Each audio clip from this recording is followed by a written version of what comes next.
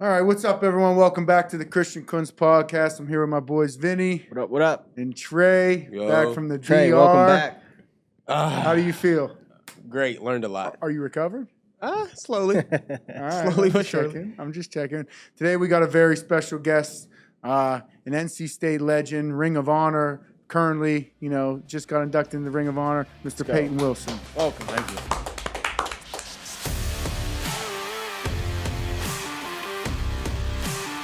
Talk about that Ring of Honor induction. Yeah, I mean, it was super cool. Is that fast? Is that fast for getting in there? I mean, yeah, kind of, I guess. I think Bradley Chubb, Bradley Chubb. Yeah, obviously. He got inducted, I think, the year after he left, so I think they do it pretty fast, but there's not many up there. Who else is up there from NC State? It's funny, the first three names are Bill Cowher, Russell Wilson, and mine. So That's crazy. Really? Yeah, it's pretty wild, actually. Like the first three Where's up the there, terrible towels at? We need. Yeah, that's pretty Here we sweet. They were talking about getting a Howe towel down there at NC State, like a little red towel. We should open up a Pittsburgh bar in NC State because of that. But yeah, and then Right. Roman Gabriel, Mm-hmm. you know who that is? Receiver? Get this Quarterback. podcast going first. Jim Richer. Why does that sound familiar? I'm gonna get it. My people are gonna be in the comments being like, "This guy needs educated on football." Are you? Probably. Yeah, because he's And then- he's rattling off these names. I'm like, oh. I haven't There's listened some pretty since you big said time opening names. a Torrey business, Holt, you know? honestly. Got to know that one. Obviously, Torrey Holt. Yeah. And then, hope I'm not missing any. 'Cause You. Then I would, yeah, and then me. That's a pretty big time honor. Congratulations. Yeah, thank you. It was cool. Shit. Well, now that we're into the NC State gig, have you two ever played against each other?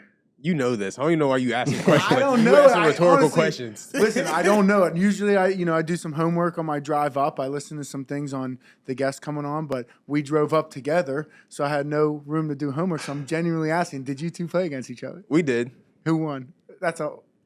They won. They got you. They got Everybody we beat, listen, everyone we bring in gets them. I will give him this, though. It was our offense that went on a last-second drive. It So definitely was. They was going their crazy. offense definitely did what they needed to do. Like, our Devin Leary did some, like, crazy stuff. Was Like, that last game here? Yeah, it was in the stadium. Nobody was there. 0 people. Oh.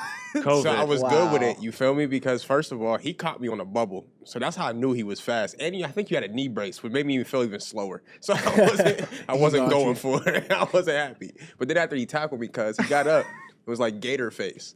And to this day, this is mind you, 2020. It's 2024, 2025. I still remember this. I was hurt. I was Wait, like he the rest said of the gator face? The rest of the game. The rest of the Wait, game. I'll hold- never forget it. I don't even remember. Somebody must have told me something Yo. or something. This- In college, I used this to is talk fun. crazy. He Like talks crazy. Oh, I know. Listen, crazy. Well, Great who's guy. in Back to that. Listen, great guy. I didn't have nothing else to say. He made the tackle and they were whooping our ass. What am I supposed to say? And he looked at you dead serious and just said gator face. And it's like, no, look at this gator face over here. I looked at my Damn, offensive line dude. like, I had got to a point where I was like, because when I first got into college, it was just like talking junk that wasn't meaningful.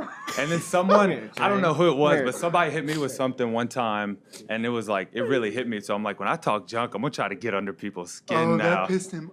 That is the best thing I've ever heard. bro, first of all. He still remembers it. I That still hurt him remember deep. it. And I love talking shit. It's my favorite thing to do. Yes. That was the first time somebody actually got me to shut up. Like, I was like, did he Wow. really just, there's Bro. no way that he just did this to me like this. Yeah. Like, and remember it to this day. So, Damn, that's how I dude. remember him. Trey's been Thanks, just waiting thanks for having me on. You know? Yeah. did you have any idea that? Like, No clue. You know? No did you clue. know when you saw him? Like, do you recognize the gator face? I'm sorry. All right, boo, man. I'm going to keep fucking with you. Keep fucking with me. Did you recognize him? I though? mean, not really. No, not Good. really. Please say no. Just from the Thank you. podcast. Just from the pod. all right. from the fair. pod. So funny, dude. I'm glad he remembers me from the podcast and not Gator Face. I'll take that any day Oh of the my week. gosh, dude. that's phenomenal. Benny, Did you guys listen. just know about this, or did you just find? Wow. That's All right. great. I'm not butthurt or anything. So a bye week, huh? Yeah, we'll talk about the bye. What'd you end up doing for the bye week? I just went to North Carolina. That's We right. had the game Saturday. Ring of Honor. You get a standing O. Yeah. You're big time down there. If we went to, I'm like you here. no, no. Mr. Duquesne legend. There we go. All right, Right? Fair. That's fair. That's fair. We went to Nemacolin. We You love Nemacolin. I do. We did an event up there. Got the golf.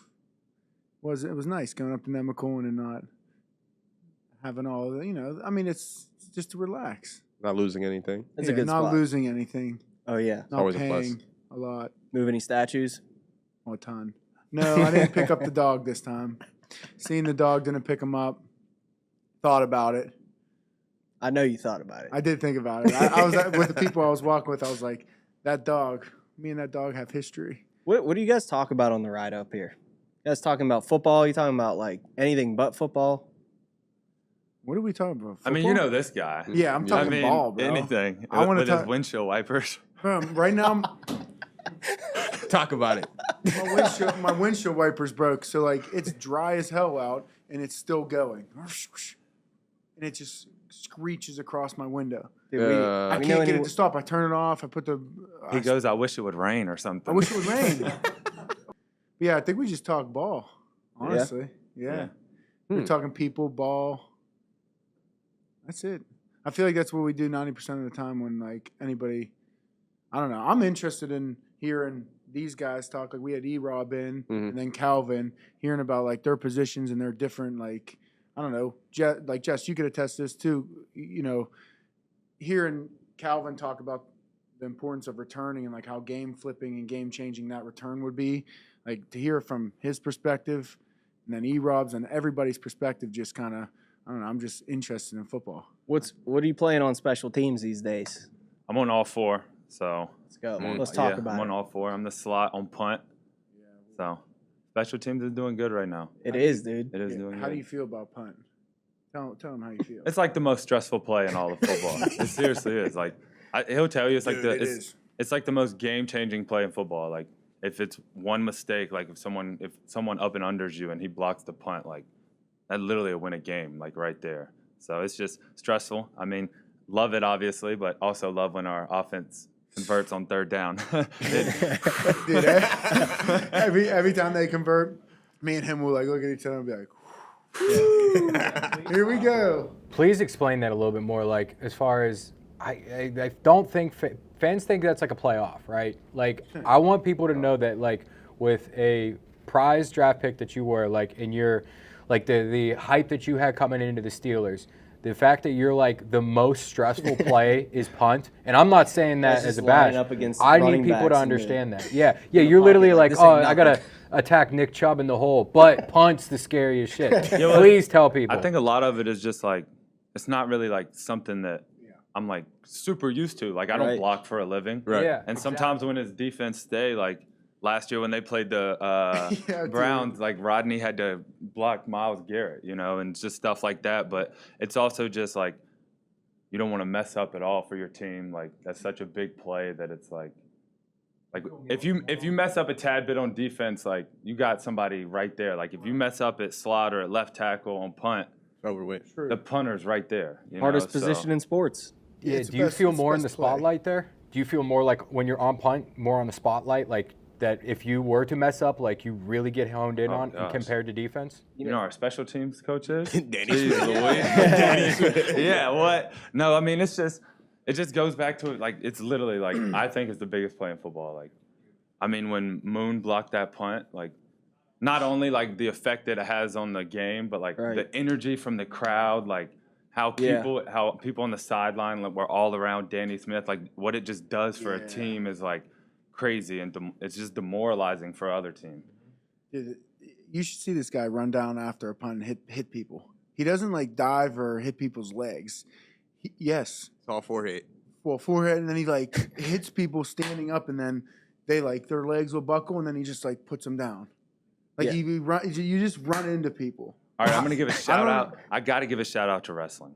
It's the best sport in the world. Like that's what it's from. We're It truly is. what you know how to like it's fucking crazy. Like it's. I just spent my I'm out like. there, I like- started wrestling when I was 4. I started wrestling when I was 4. I stopped my junior year of high school, and like, you just learn how to get people to the ground for your whole life. Yeah. Yeah, like but dude, leverage, like hands, all of it. dude, you're on kickoff though, full speed, not diving, not hitting, like front up, and then people are just and then their legs will like buckle, and then he's just putting them down. Yeah. And then, but he like gives him some emphasis, and then he stares at him, and Calls Who him knows? something. who knows? Who Yeah, knows? you're talking shit. Like you play pissed off. It's nice. It's Love like it. you got How he's you got his should. hair on fire. Love This it, is a man. completely different guy from the guy I remember. I'm just letting you know that right now. Right now, yeah. Yeah. This switch is crazy. Crazy. Yeah, Because on the yeah, field, yeah. this is a problem to deal with. I'm just being honest. He's a problem off the field too. Easy. Bud. No, where did that come from? The mind, like you grew up with your older brother, obviously. Bryce, pitcher for the Brewers. Like you grew up on a farm. Yeah. And I know your parents, and I got to know his parents. Yeah. They're hilarious. His dad's the man. Yeah. Where did this like physical sideline to sideline, like pissed off? Like you're pissed off. Yeah. Like where'd that come from? Bro, I think a lot of it is my dad. Really? Yeah, like my dad that you know now is like super laid back. Like he kind of completed it. Like my brother went to the MLB.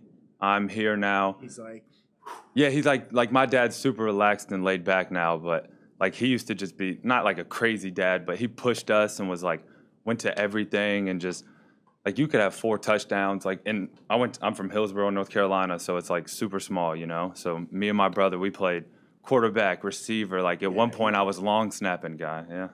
I was. Oh. Yeah. But Coming for you, bud. But no, it's just like you could have like 4 touchdowns, and if you're not doing great in like every position, like he's on you, and he's just like, it doesn't matter what the score is, like you have to make like, not have to, but he wants you to want to make every single play, and that's just how I was raised, like in all sports. was football your best sport growing up? Yeah. I mean, wrestling was I mean, you won a state championship in wrestling. What year was that? my junior year because I graduated early, so I didn't wrestle my senior year. So you would have been back to back. What Yeah. weight class? 220. What? You Yeah. were wrestling at 220? So my sophomore year, I was like 205 wrestling 220. Then my junior year, I was like 220. Wrestling probably 240 heavyweight. 265, I think, in high school is. I think in college it's 85. Wow, so you're wrestling some big boys. Yeah. Wow. And they put little old Trey over there to deal with this, man. What am I supposed to do with that? Yeah. Crazy work. Dude, I honestly like that. I've experienced that too.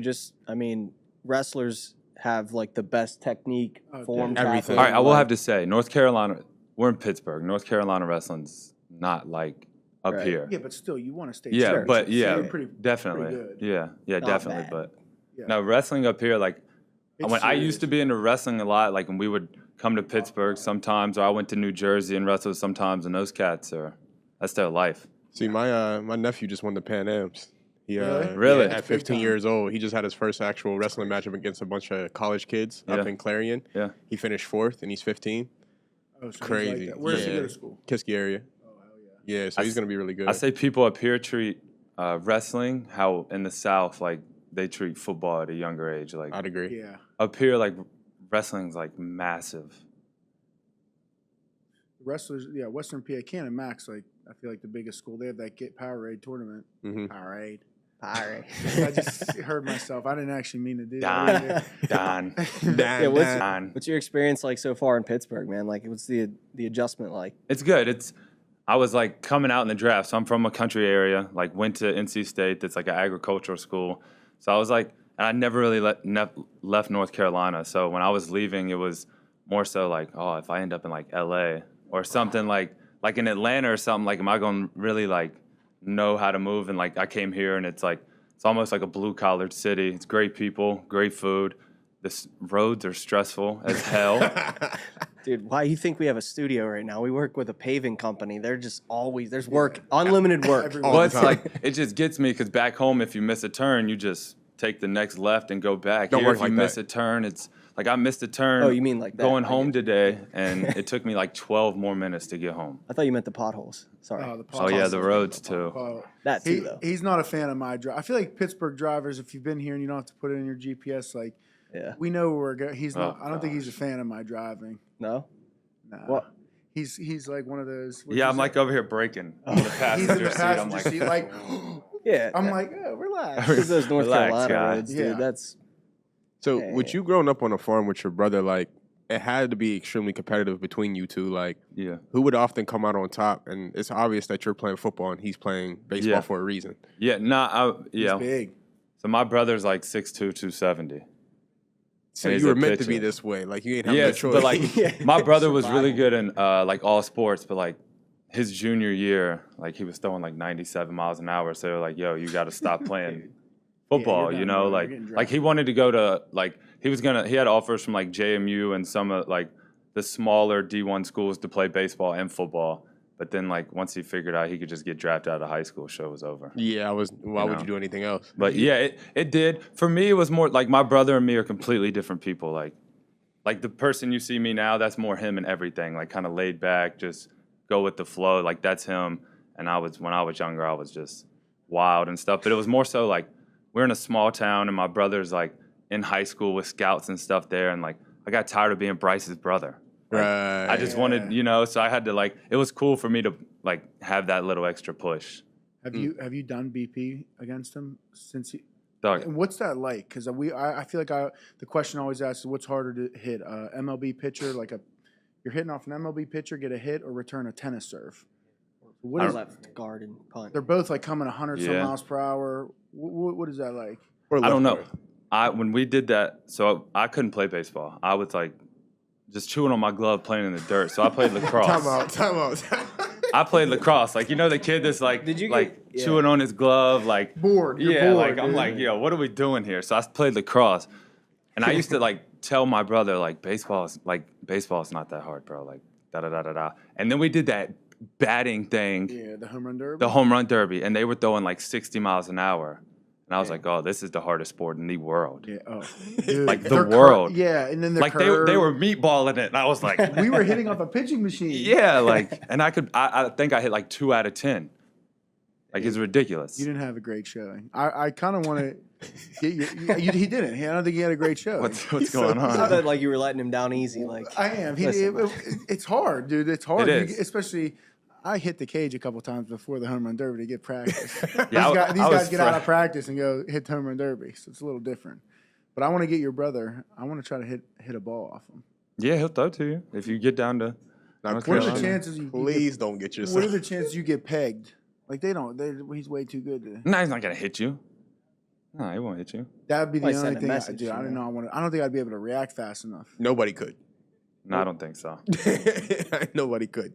no chance. You'll hear it. Where You would be might- the worst? Where would you say getting pegged? Where would be the worst place to get pegged? I think the ribs. They all wear that elbow pad though. I think like the could outside of your protect it. knee. Cool. I got knee problems, so I don't even want to talk Ankle, about it. foot. I seen the foot. I think the ribs really are the worst. Didn't you get a little rib one I time? did.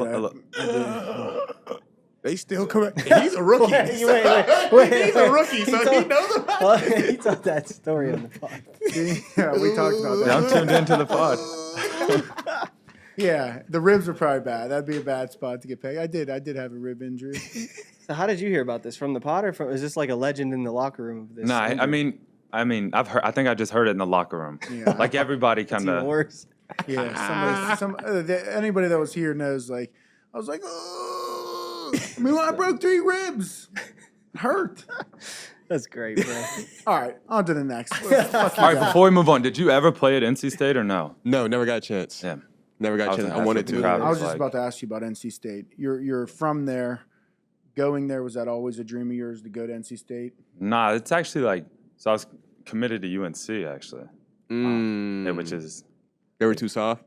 it's I can't figured. stand that place. But yeah, it was like I lived 15 minutes from UNC. I had some really good buddies there on the team, and like we were just having a good time up there. And that's when Mitch was there, and they went crazy. So and they were like, I think they went 10-2 that year. Should have won the ACC championship, the one where Ryan Switzer got the going crazy. onside kick, and then had they like said he was 200. offside. Oh wow, I do remember that. Yeah, bro. So I was committed that year, and then like just kind of like fell in love with that side of it more so than like, is this a good fit? Yeah. All this and that, and then kind of just like step back. And my good buddy Drake Thomas, who plays for Seattle now, he's a linebacker that played with me at NC State. We started going to NC State here and there, and then decommitted and flipped. But I was never gonna leave North Carolina. I don't think. No, so you were going to one or the other. Yeah. When you Right. got there, did you start? You start immediately? I tore my ACL. Remember? We got to go through all of We gotta go those. through all that, Man. because everyone's interested about the knee story, and I know you got. Wait, this knee story is crazy.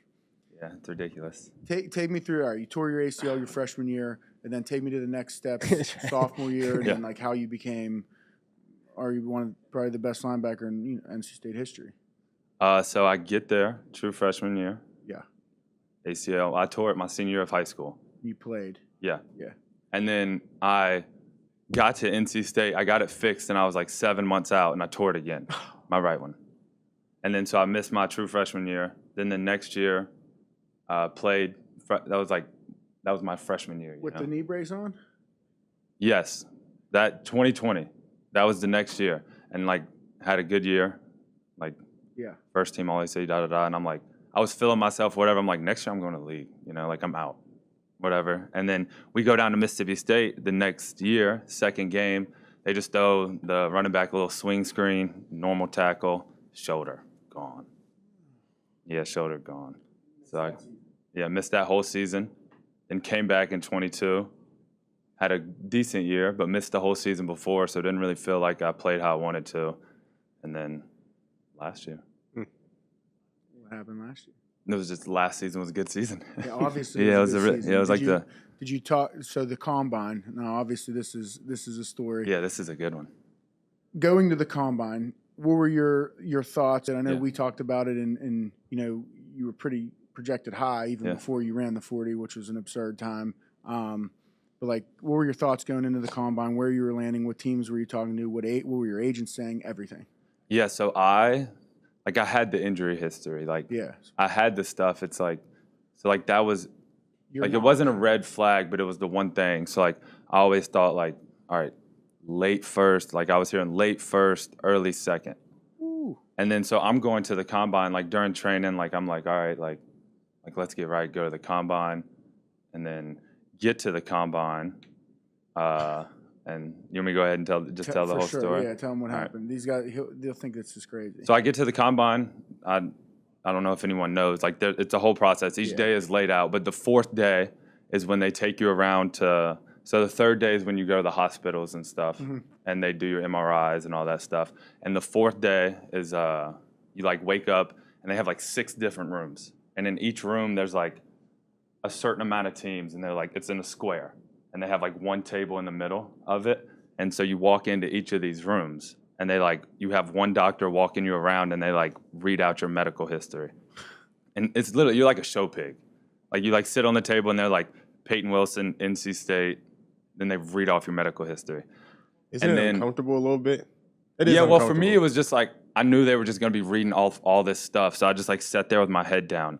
And we get to the first room, and like they like upload the MRI images like as you're walking to the room. So like as I'm walking to the room, like the doctors are getting my MRIs and stuff because they deal with so many people like every day. So they just send them like when you're going into the room, they send the MRIs in. Yeah.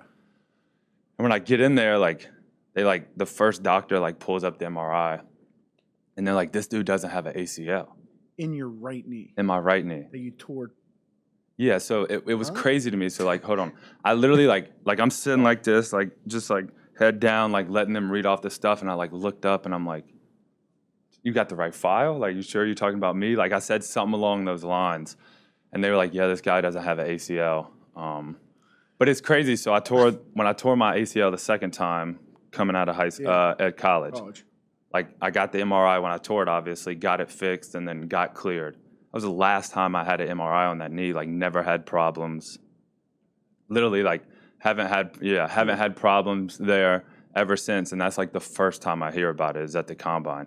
And the second I hear about it, I'm literally just like, I'm gonna drop. Wait, so you're telling like that's me the first thing Yeah, dude. They told him at the combine he didn't have an ACL. Wait, you're telling me right now you're playing Yeah. without an ACL? Yeah, that's what they said. He's not only playing, he ran like a 4.3. Bro, the boy's fast, Dog, bro. he's flying. I'm telling you, he's flying. Bro, like, I don't know. It's Did they hard. do a It's human really test hard after that? It's Like- hard for me to believe. Like, I can't sit here and be like, oh, they're just lying. Like, I don't know. Like, the graph might not look like 1,000% like the one that God gave me, but Right. I don't know if I can sit here and say I don't have an ACL because I have like a stopping point. Like for people that don't know, like the test, like it's a stopping point, and I have my right one throughout the whole.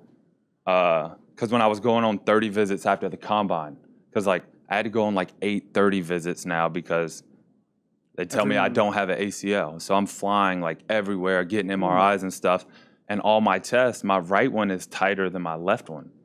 And if they're saying I don't have like when I was in Seattle, like they like made me go get another MRI because the doctor was like dumbfounded. He was like, maybe you just have metal in your knee and the image that they took a long time ago just was messed up. But like they never tell you like what they grade you. So like obviously I never heard back from, I never was able to call that doctor and be like they just grade you once you leave. But he was like, maybe if you go get a MRI and it comes back, like I really don't want to fail you. Like I don't see a reason to fail you from a physical standpoint. It's crazy. But yeah, it was ridiculous.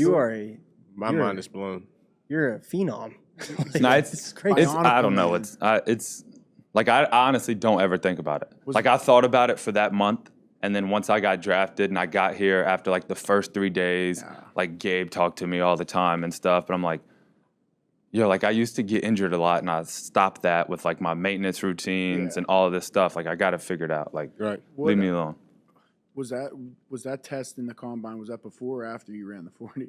Before. And then so they told you you had no ACL, then you came out and ran a 4.3. Dude, drafted immediately. After you ran the 4.3. But it's not even like, okay, I could see someone like being like, all right, he can run straight line speed without an ACL because like you're not moving. But like, bro, like not to sound like a ass or anything, but like my shuttle was a 4.21. Like my change of direction is perfectly fine. So I don't know. It's crazy. That's literally crazy. That is. I'm dumbfounded. It's the craziest thing I've heard on a podcast. But yeah, like you said, bro, like the first thing when they said that to me, I was literally like, oh shit, I might not get drafted. Like when someone tells you don't have an ACL, you're like, oh, it's over. But they literally tell you like doing it is like if you're damaged goods, they're not going to invest in you. Yeah. You know what I mean? Yeah. But for you to run a 4.3 is crazy. I was literally just like, man. And then I got to go test on Thursday, like the next day. It's literally insane. No ACL is crazy work to me, bro. How? I think that guy's probably a UNC fan. He's like, let's get this guy's draft stock to go down. Yeah, seriously, probably was. Sure. So when you got drafted, when you got the call from Pittsburgh, were you third round, day 2? Were you like kind of shocked, or were you? All right, so like pissed off, like I should have been waiting. The draft day. Yeah, pissed off. Yeah, so I kind of got my hopes back up because like after the combine. Hell yeah. Like that, the day after they told me, like I went and tested, and it was like the testing was just, and even the field work was good and all of it.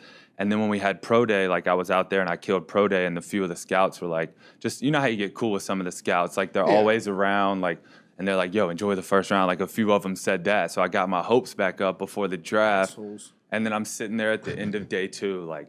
Pick like 97. Like if you like, I have the whole video because like NC State wanted to come and put cameras up and stuff. Like my mom is like over there like knocked. Like we were out of it. Like it was like pick 100. I think is the last pick of day 3. Yeah. Or maybe pick 100 is the next day or something. Like that.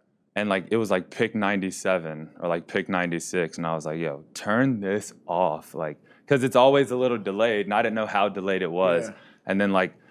I'm literally just like starting to doze off. Lila's like literally asleep on my shoulder. And I look down and I have a call from Pittsburgh, and I was just like, this is like perfect. Like this was meant to be. Like I know why what happened now. Cause like this is like that's pretty sick. Cause like just in terms of like me getting here from NC State, like similar culture, like the fan base is similar, but obviously Pittsburgh is a way massive brand. Yeah. The people of the city, my brothers played here before, so. Was it Coach T? They called me, yeah. What did he say? Yeah. I don't know. Like, I kind of just blacked out, yeah. See, I wanted to ask you, man, you go through a lot of adversity, and you've dealt with a lot of adversity, but then I've also found you in a couple interviews constantly mentioning your faith and whatnot. How much of a role has that played for you dealing with a lot of the adverse situations you've been going through and have gone through? Yeah, yeah. So, like, that was everything for me. So, I got to take you all. So grew up, I got to go back to growing up. So growing up, like super country area, you know how it is. Like the more south you get, the more churches you see on every corner. Like that's how I grew up, like super Southern Baptist. Like mom and dad used to not play at all about nothing, you know. Like my grandma don't drink, none of that, you know, doesn't like my mom to indulge ever and stuff. But my mom's a grown lady, so, but no. And then I got to college and like had a little bit of freedom. And I ran with it. Like, I loved it. Like, I loved my freshman year. Like, I loved college. Like, I was like, I was a college guy. Like, I could not wait.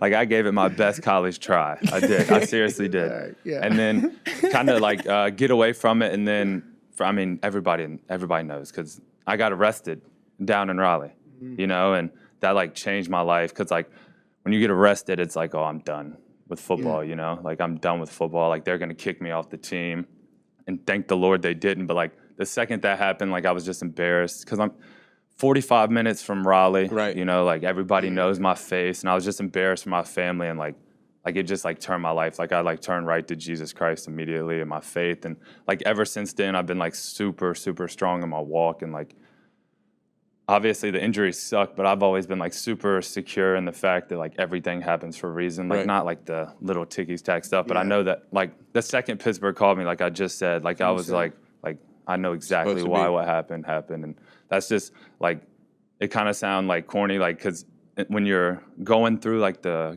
draft process, like they ask you like crazy questions. They'll be like, you know, you got injured a lot, like were you ever like depressed, and did you have therapists and stuff? And I used to tell them like the Bible, like Jesus Christ, you know, like Right. so like that's really all I leaned on, and my family's amazing. Like Christians met them just for the little time I've been here. I have an amazing support They're up system. here every game.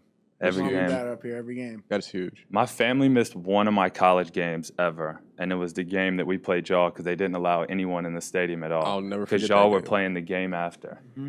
Yeah, I ain't gonna lie. I don't know about you guys. We all played during COVID.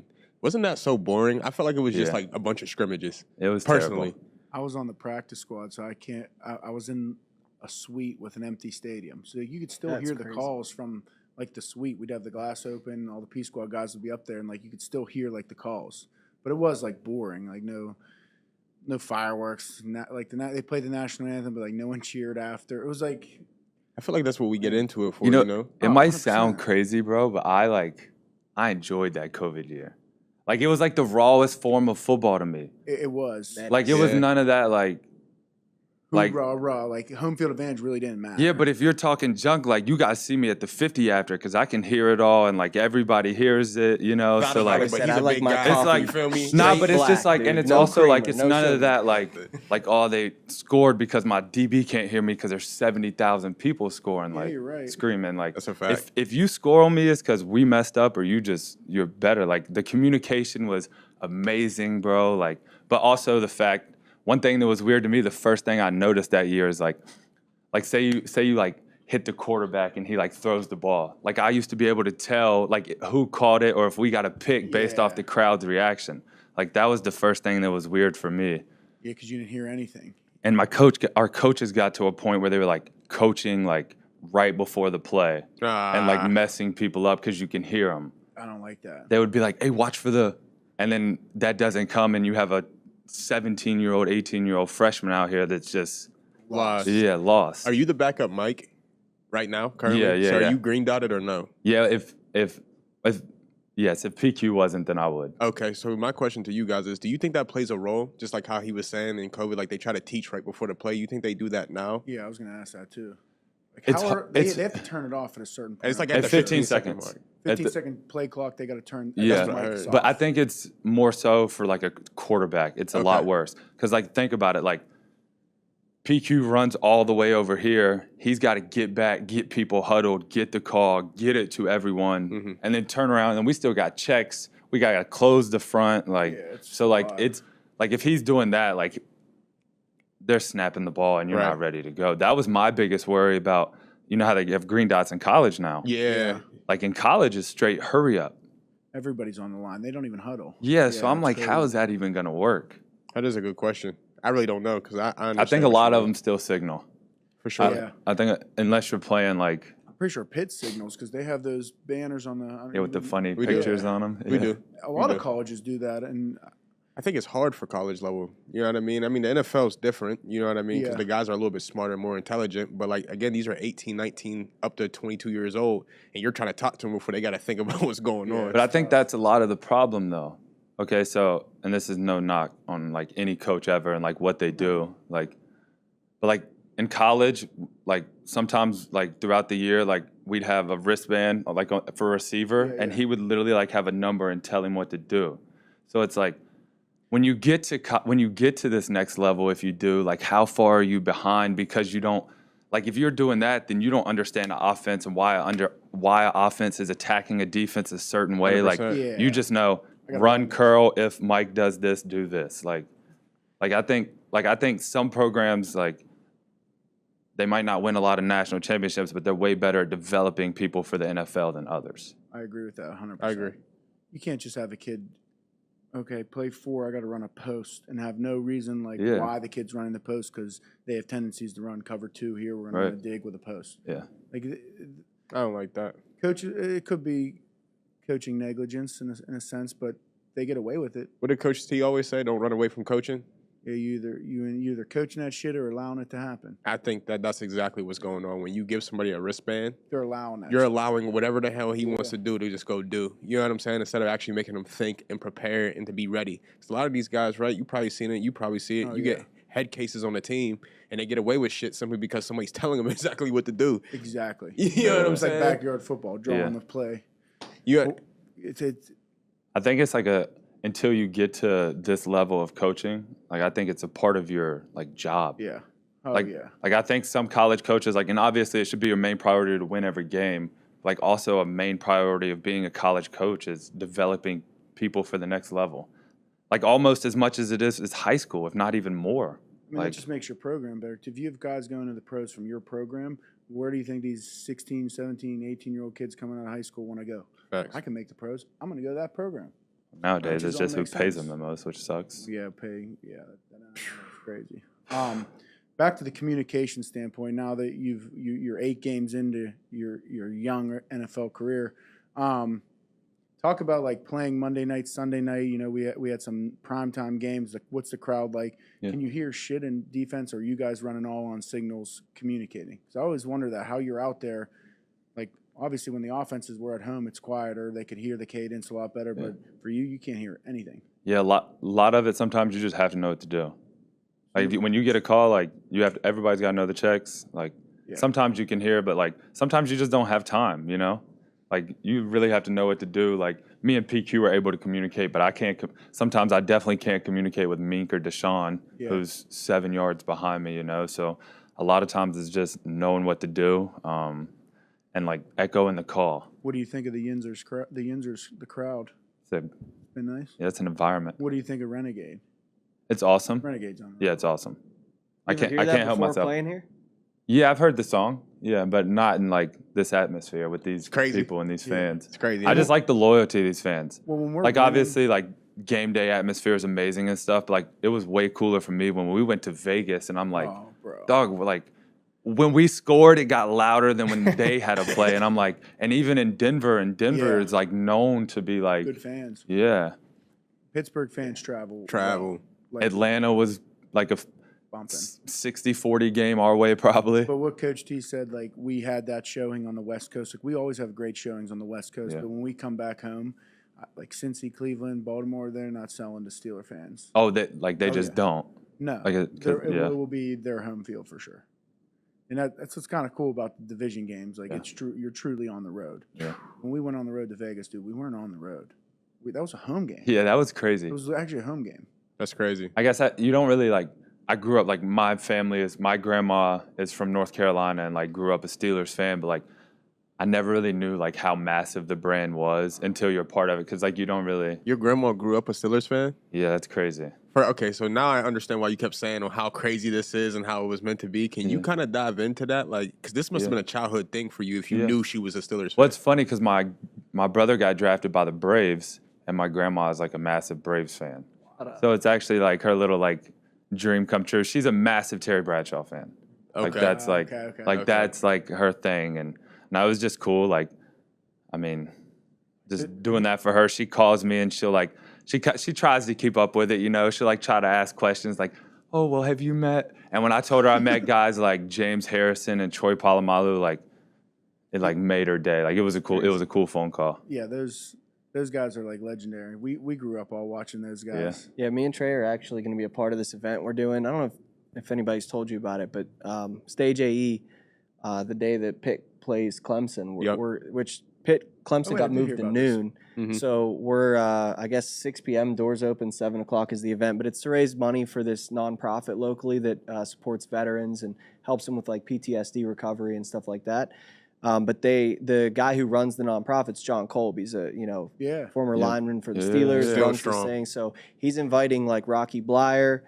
Mean Joe's going to be there. Donnie Shell, there's a couple more. Greg Wolfley's hosting it. I could get the list, but it's a crazy, and they're going to watch the 50th anniversary of Super Bowl IX together, and then like commentate on it, and like basically talk about what's happening here in the game. What's happening? We talked about this. That's going to be it's sick. wild. It's going to be nuts. It'd be cool if your grandma could come. Yeah, dude. A lot of the old time legendary Steelers come around still, which is I find very cool. He knows as like a rookie, like you're kind of like you have rookie stuff you have to go to all the time. So like every community service event that they had, we would go. So like I got to meet like Mel Blount, like some like true legends. Like Trey's like the guy that for some reason he'll just be like, yeah, dude, my second brother's like offensive coordinator for some NFL team, and then you're like, dude, you were Mel Blount's nephew. I'd say that, yeah. My aunt married him back in the day. So, and Jabri and them are like my family. All his sons and all his kids, we grew up together and whatnot. So I got a chance to really see, from his perspective, being a country guy. Yeah. When I tell you, when we went out there, that place was cool, by the way. Bro, it's nuts. But my Aunt Tawny, did you guys see the little? I didn't get a chance to ever go out there. Bro, you got to see the boot camp thing she created. So she created this boot camp course. And this woman, I promise you, there's very few women that I fear. My mom being one of them, but Tawny's a close second. She still does that boot camp course. To this day, she's definitely their place out there was sweet. Oh, you love that? Yeah, it was sweet. It's out in Washington, right? Like Washington? Yeah, it's a little bit further. Yeah. It's a little bit further. You have any welcome to the NFL moments as of recently? First 8 games, someone hit you and you're like, damn. I don't think it's more of that play. I think the biggest the offensive linemen just baffle me. It's ridiculous. Wow, big and fast. They're Quentin Nelson. Oh god. When we were playing Indy, he they did a same side toss and he pulled and I was sprinting. I'm like, yo, what is he catching up to me for? And he's and they're agile. You have to you have use hands and get off. The offensive linemen in the NFL are just there's not many slaps out there. Yeah. Would that be one thing you say you've learned coming into this now, you're I need to work on my hand placement, whatever, fighting, whatever. I think, you just have to use fundamentals in this league. You can be a ball player and be a playmaker, but sometimes to make some plays, you truly have to be a fundamentalist. And just that's how good and sometimes how big these dudes are. Dog, sometimes I'll reach out and they'll be this much more ways to go because the offensive lineman's arms are so long.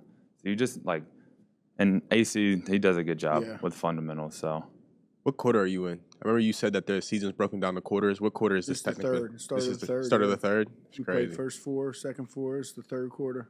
Man, so how would you guys rate the first 2 quarters of the season? 3-1, 3-1, 6-2.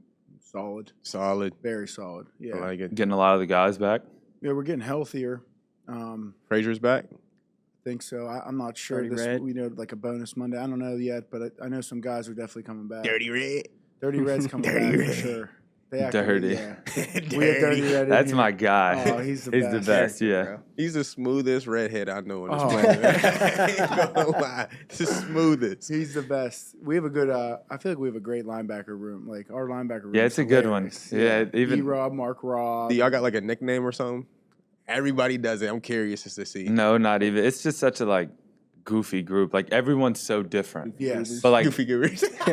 Goofy Gurus. It's just everyone's personality is just so different, but it clicks. It clicks well. It does. There's no egos in that room. That's great. We all work well together. PQ and E-Rob are amazing to me, so it's awesome. I can't thank them enough. Yeah, it's got to be cool, playing with PQ, E-Rob, guys that have been around a minute that you probably were watching when you were in college. Damn. Yeah, literally. They're ball players, so now to learn from them, it's got to be pretty cool. I wanted to talk about where did it go? It was on the back. Pull out the notes. I got to pull out the notes. What do you? I know we talked about it. Yard over there? We talked about it. Too many zinnies. Too many zins. Too many zins for the win. Too many zins. Dude, you know what we get a lot of comments about? What's that? Jesse's booth questions. Oh yeah, we did. Jess, hit us. I know you got a couple. Yeah, all right. That's probably what I was referring to. He was waiting. Jesse was waiting. Yeah, of course. All right, so I want to talk 2 things, and I want to talk about your game. And the development. So the linebackers these days are like, the speed is crazy, right? You basically almost a flex position where it's safety, linebacker. It's almost interchangeable, you know. I wanted you to talk about, like, where do you think that development's coming? Is it just like the age of, like, you know, people developing? You know, you see the offensive linemen running really fast, and on top of that, I want to talk about the fact that, you know, you are a speed linebacker, but I was watching some of your film. You're super technical. Like, you know when to hit, when to strike. It's almost like a Le'Veon Bell at linebacker, where you're waiting for that hole to develop. I'll take that. Yes. I'll take that. Yeah, you're waiting for the hole to develop, and it's like when you strike, you then crank into that speed, and now you're hitting the hole, and you're making it like in a play that you're not even typically supposed to make. So I just love Jesse's Reverse questions. Le'Veon is crazy. Yeah, I think I don't know. Even since like I've been in college, I've seen the game change, and I think it's the OCs, honestly. Like I don't know. Coach Tomlin talks about it a lot. Like you see the differences in how offense is ran based off like the age of an OC, like pace and stuff like that, and like there's so many like formations and like the defenses that, especially here, like that we run, like you kind of have to be like you're playing a lot of man. Sometimes you're in the slot. Like, yeah, you have a safety over top, but you have him everywhere but in, you know. So you have to be able to run. I don't know. I think the game is just so fast. Like, you have to be able to cover such a passing game, and I think that's why you see that big transition of, like, these new versatile linebackers. I mean, my class this year, I think they put something out. Like, the average of I was, like, the heaviest linebacker, one of them, and I was, like, 237. And I think, like, the average of our class this year at linebacker was, like, the lowest average weight at the combine ever. I think which I get just kind of Speed. like the slots. Slots these days are all running 4.2s, 4.3s. That's fast, and you're running. The fact that you said that you're running a 4.3 with no ACL is still bothering me, bro. But to that point, right? You got people like Josh Downs who's fast as heck. You got guys who are literally electric. Calvin. There's this. Dudes, There's electric someone like Scotty Miller. Oh my goodness! Just out of nowhere runs 23 miles an hour, like just because, you know, and it's just literally like just take off. It's ridiculous. Like everybody's so fast, and I think that Danny Smith says it perfectly. Like refs, he'll sometimes be arguing for a call, and the ref will say, you know, they were out of the play or whatever, Right. and he hates that because he's like, do you know what you're like? Nobody on this field is ever out of the play. Like there'll be dudes from 40 yards away taking an angle, they're making the play. Right. It's kind of crazy. That is crazy. So I like that how he says. yeah. I mean, it is crazy. I don't know. It's like I said, it's such a passing league. Like, yeah, people love running the ball. Like, but I mean, that's just the way it's going. Yeah, it was crazy because I'll never forget when we had, so I think we had one of the fastest like original linebacker cores at one point.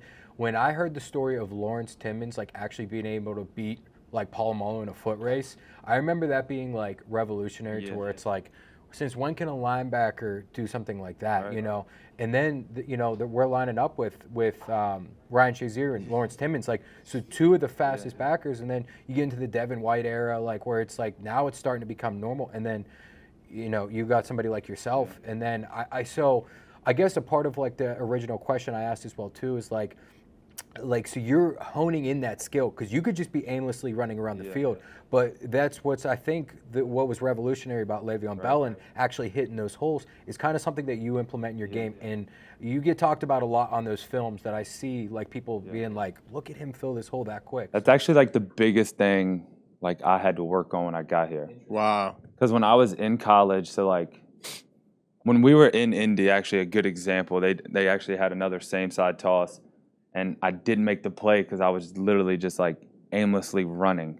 Because in college, like I was always taking the home run shot because like, You were the best. yeah, like sometimes that edge isn't getting set or that corner's not Dante Jackson or Joey Porter who's going to come up and make a tackle, you know? So it's like I was always taking those angles, and he hit me with a move and cut back inside, and it got back inside, and I was like, yo, you just got to slow down. And that's like AC's on me all the time about it, like just like trust the speed, like. Yeah, and like that's something that like I appreciate you saying that because that's something that like I actively work on. So, Shout out to Jesse Woods with the question. Always. Good job. Yeah. Jesse always got the questions. I think someone that's good at that doesn't get a lot of credit is PQ. Oh yeah, he's Like dangerous. if you see, like, so we're like a little different, like athletic wise, as to where like, He tracks really well. yeah, like I so feel his, like he is super fast and long distance, but like his burst, like if you actually watch him, like when he like takes off, it's like it's fast, and like he does a really good at like tracking and like believing in his speed. Yeah, how has he been like? So I feel like I always talk about, you know, when you have the micro and stuff like that on defense, or even I was talking to Calvin with the special teams, like you're the quarterback of that group right there. So like, can you speak on PQ coming in, because essentially he's the quarterback of the defense. Yeah. He's coming into a new team and now has to lead a group of grown men. Not that he's not grown in himself, right, but he now has to lead. So it's like, how is that transition for him? I know you're also coming into the league, but did it seem seamless? Like if you were to never known he just came to the Steelers, would you have known? Yeah, me and him are also very different in the aspect of like he's like he doesn't, like before games and stuff, he's not super nervous. Like he's like very calm and cool. Like he literally just gets to the game with his earbuds in, like goes out there, warms up for a little bit, comes back in, puts it on, and like goes out there and plays. So like I think that his personality helps in a way. Like he's very confident in who he is, and he knows how good of a player he is. But it probably helps that you're coming into a team with like Cam, TJ, Mink, like these guys that you don't really have to like ever harp on or like truly get on. So, but I mean, he does an amazing job at being the quarterback of that defense. Definitely, he was geeked to come here too.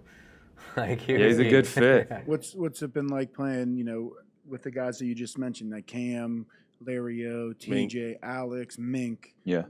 Like, what's that been like, knowing that, you know, this is the highest paid defense in the league? Yeah, I mean, it's cool.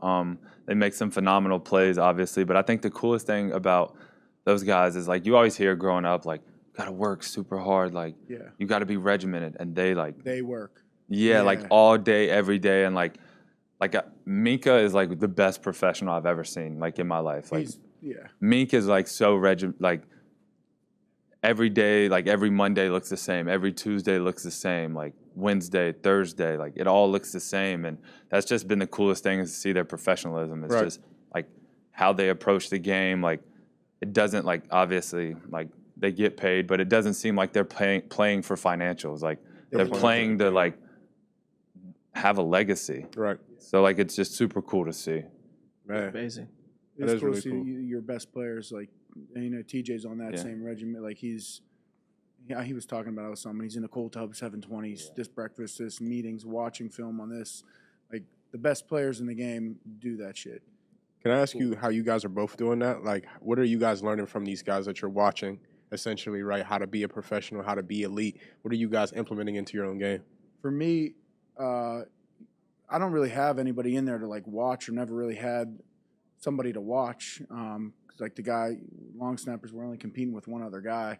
But for me, like I will talk to other guys and be like, what do you focus on? Long snapping's so different. Some guys, like for me, mine was all like hip mobility, making sure my hips were, you know, loose, open, my hamstrings, like my legs. But then other guys were like, yo, I got to maintain my elbow, my shoulder mobility, because he's like he reaches way, like, but I'm more of like all hips, mobility. I'm in the cold tub every day, massages. But I mean, I have my routine of cold tub, contrast one day, hot tub one day before, my mobility routines every day. Sprints, I'm doing those. Like, you ain't doing no damn sprints. I'm doing those. You know, I was supposed to sprint today, 60% of my max. What'd we hit? I think I hit like 9 miles per hour, which is like a soft trot. It's a waddle. Yeah. What's your max speed? Can I know what your max speed is? This year was 18:08.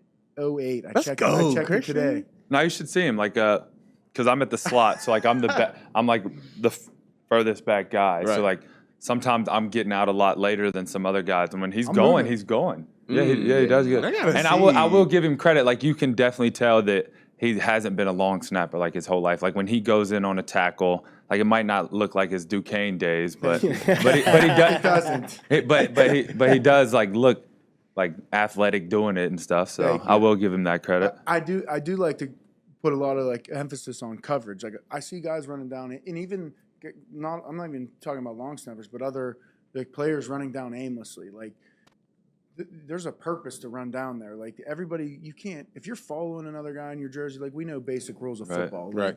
But you will see that on film and NFL film, and it's baffling. Dude. Dog, literally It's the literally play that we baffling. scored against the Giants. There's 4 people stacked behind each other. They're just running I'm like, right behind dude, each other. Someone just fan out, like just fan. Now he is smart about that though, because usually I'm the contain piece, but I'll see him out there containing, and once I see him, I'm going. Yeah, I'm pointing like, hey, I'll be out here. You guys go in there, go get him.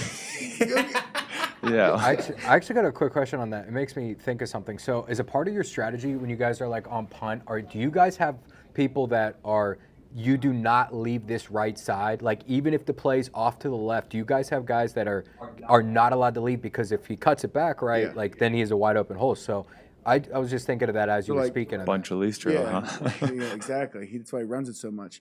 Peyton plays right slot, so usually everyone has landmarks. If say the ball's kicked the middle field, the 2 guards are on. This guard's on his right shoulder. This guard's on his left shoulder, and then landmarks. 5 yards, 3 yards outside, whatever it may be. But sometimes if the ball's kicked right and our gunner takes whatever, an inside release and, cuts off the field, everyone's landmarks change. We have different, I pick for people, like everyone, long snappers pick. If they're not getting hit or they get dumped quick and our guys are, they're lobster clawing our guys, like I'm taught to go pick to get down. Are you making calls as like you're going down the field? Like are you actually like it's hard. Directing a little bit? It's hard to direct. Like, yeah. You can kind of talk. If there's a guy in front of you, you could be like, yo, I'm behind you. Like, I'm going left. I'm going left. I'm going left. Knowing, like, stuff like that you could talk to. But, I don't know. You could probably touch on it better from slot. Like, your landmarks are obviously – I don't even have a landmark. Yeah. Just, like, run to the ball. Yeah, you're like a third gunner. Yeah, Yeah, exactly. The green dot on the punt. I'm the green dot on punt. Killebrew is, I would say. I think it's more so just like you have to realize, like, there's Calvin Austins back there. So, like – that's what I'm thinking. Even though, like – the ball is over there, I promise you he can get it back to where you're supposed to be, and if you're not there, he will. So it's like, and I also, like, he'll tell you, like, the first preseason game this year, like, I was on the punt team, and, like, I didn't really understand the landmarks that well. And then, like, Danny Smith wasn't a fan of that. But like, now, like, I, like, understand, like, all right, these dudes that get over here, and because it's like in college, I'm going to the ball. Like I'm faster than everyone out here. I'm going to the ball right now, and I'm gonna tackle him. But out here, like that's not your play to make. Yeah. Like that's just basically it. Like we have people for that, and if, like that's their job to make that play. When it comes over here, you make it. Can you guys talk about the importance of that, like trusting your teammate? That's what makes a good special teams unit, punt team. Like a good punt team, good whole special teams, like guys that understand like that ain't my play in there. Guys you'll see it too all over film. Guys just diving in to make tackles. That runner, he'll hit that lane like this. Literally. Gone. He'll find that wherever that guy went, he'll find it and hit it. Man. These guys are paid to return, but it's so important to trust the guys you're playing with because you might think, oh, I got to make this play, but no. You stay out there. If that ball comes to you, then that's your play. That's that dude's play. Can I tell you guys what I love about this podcast that somebody brought to my attention? It was actually a young kid. He's in high school. He said that what he loves about it is hearing a perspective about football that's not from their hometown. Yeah. So, for example, you guys just talking about like, yo, play your role, do your role, and stay in your role. Yeah. Kids don't see that in high school because you're the guy. You know what I'm saying? Even in college, if you're you're the guy. Yeah. But when you get to NFL, there's 11 guys on this field who are all the guy. Literally. So Literally. I definitely want to commend both of you, and especially you, because a lot of people like the fact that you guys keep it real and keep it honest, but you're talking about things 100%. That are not the guy type role. Like, yo, I'm doing this because I love special teams. I hated special teams until I got to college. Yeah. Probably would have loved it in the NFL as well, but I was actually blessed. My special teams coordinator in college is like a younger Danny Smith. Like really, that's huge. Like, dude. but our head coach was pushing it. Like we used to have this like summer rule. Like if you're starting on offense or defense, you have to start on 2 special teams. And like obviously throughout the season, that rule kind of. Yeah. But but like in the off season for young people coming in, like that's a big thing. Yeah. Like especially for a team. Like Danny Smith makes all the rookies like they play punt. That's huge. Like you want to find a helmet, play punt team, and I'm not gonna lie, this might be your last year playing punt. Usually your starting middle backer's not playing punt, but he gets on. First of all, he gets on all of us. Like he's a hard coach. Like he coaches everybody hard. Like, but that's also why you see like when we block that punt. And people are like around him, like shaking him. Like in the moment, you might like hate Danny Smith, but like our special teams is real good. Like obviously because the players that are there, but like we play hard for him because he coaches hard. Like he does give us everything he's got. So 100%. this is going down as one. Is this the greatest special teams performance ever in history of the NFL? I think so. Oh, God. What quarter are we in? Third? The beginning of third? Quarter. We're only in the third quarter. We're Gotta finish the I'm just got out of stating the halftime. obvious, dude. It's hype. It's hype. I I've enjoy never it. been excited to watch a punt team take the field. I'm like, Now you have a lot to let's do go. with that, but like Our punt return team's electric. I mean, And it's all electric, bro. The field goal block, Our- extra yeah. point. I mean, keep listen, going, Vinny. Keep paving the going. way. We're gonna have to Paving the pave way. some more. All right, Because so you guys have like 6 field goal games. how do y'all like the new kickoff and kickoff return? Like just watching it, I don't like it. It's Yeah. boring. you don't You like don't it. like it? What do you think, Jess, Vin, or Trey? Yeah, I mean, they can ahead. go. All right, Yeah. go, Jess. You Go go, ahead. Jess. I mean, so it just adds a whole dynamic. So what I like, my perception of it is, are we catering to like what Brady brought up the one day, where it's like quarterbacks don't have to think like forecast. Hey, I got Minkah Fitzpatrick coming over the middle, so I can't just like. Is it one of those like? Are we catering too much to like the evolution of the game? Are we think so. getting away from things like that? You know what I'm saying? Like. I don't think it's taking scheme out of it because there's a lot of scheme in this kickoff return. Like, I think it's more scheme now. there's more scheme now, and there's more coaching. I feel like now. Okay, KOR right now is the hardest thing to do in football. KOR's always been the hard. Even when those dudes are running from 30 yards away Yeah. from you, it's still hard. But now, dude, like these dudes have to take angles that like. So you think weird it's harder? angle. I think it's harder think for it's the harder? KOR team now. Okay. I That's fair do enough. think, though, in my personal opinion, you're one special teams coordinator away from breaking the niche.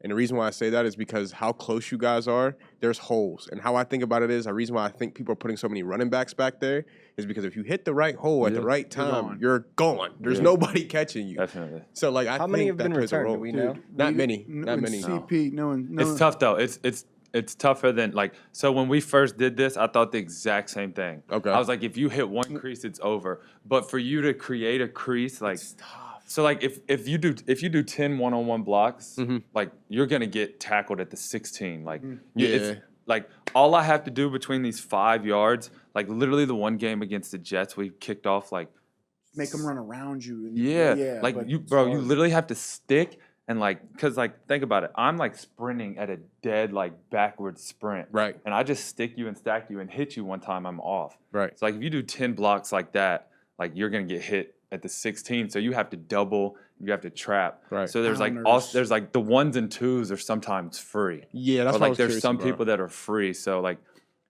you can have this crease in the middle, but there's still gonna be some people falling over. Yeah, it's Like that, I think that's why you haven't seen any either. I think Turpin's the only one that I felt like broke deep enough that I was like, oh, he made sense. You know what I'm saying? Yeah. Yeah. Nah, but if someone could like figure it out, I mean, I don't know. It's tough It is. though. You're right. One special teams coordinator away from doing something that everyone's like, "Whoa." You That's know it. what I'm saying? You're one special teams coordinator away from everyone booting it out Yeah, That yeah, too. That and 100%. everybody putting it at the 30, and then you're just back to, all right, what do we do now? Supposedly they're trying to change it to touchback ball goes to 35 next year. You ain't giving the 35 up. No, you can't give the You're 35 just up. No not. I thought chance. giving up the 30 was crazy. Yeah. They went from the 20 The to 25 to percentages 30. like of each yard line is at like the drastic It could change be of like 2 yards is like a 16% difference. in it's score. crazy. Really? Yeah, it's crazy. ridiculous. So you guys lean into that a little bit more because I know it's the same for all special teams for real. Like, Yes, we'll talk about the difference in, what makes good offenses and defenses are good special teams. So, like, we'll talk about the importance of starting to drive from, we pin them inside the 20 as opposed to, our punt goes out of or we put them we put them at the 7. Instead of we hit a touchback, the ball goes to the 20. That's 13 yards. That's a whole first down that the special team just gave up. So, like, just that standpoint alone, then the percentages, like the ball starts on the 16-yard line. I'm just making this up. I would say the percentage of scoring from the 16-yard line is 28%. You move that yard line up to, we'll say the 26-yard line is the start drive.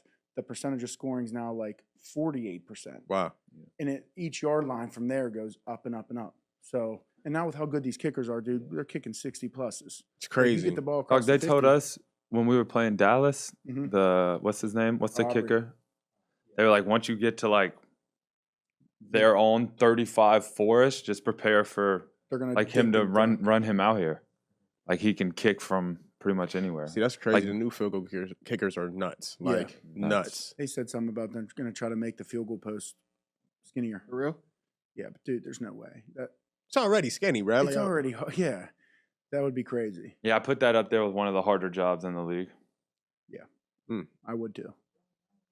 Yeah, Left you see, guard. I don't know. Jason Kelsey said, and then we'll wrap up, get you guys out of here. But Jason Kelsey said something like you should take kickers and punters, special teams, like out of the game, and make the game just come down to, offense and defense. And then they put him on the McAfee show to kick a field goal, and he absolutely came nowhere close. And then he's like, I got to put my foot in my mouth. Like it's honesty. That shit was hard. That's honesty. You guys remember the XFL back in the day when they used to have they do the coin toss where they just like throw the football and they have to like sprint? I think we start implementing stuff like this. I think that'd be great. I'd lose my job. They go to special teams. What just happened over there? I don't know. It just literally just fell off, so I'm gonna finish it like this. Bro, you don't hold the mic so tight. I didn't, bro. Literally He's been just fired up over here since he got reminded. back from the DR? No, just ever We since ain't even gonna discuss that. Back to you, Peyton. Yeah. Oh, shit. Well, all right, boys. This wraps up season 1, episode 17. Payton Wilson, appreciate you. Like, share, subscribe, repost. Do that dance, and get Trey's mic fixed. Yeah, we'll fix it.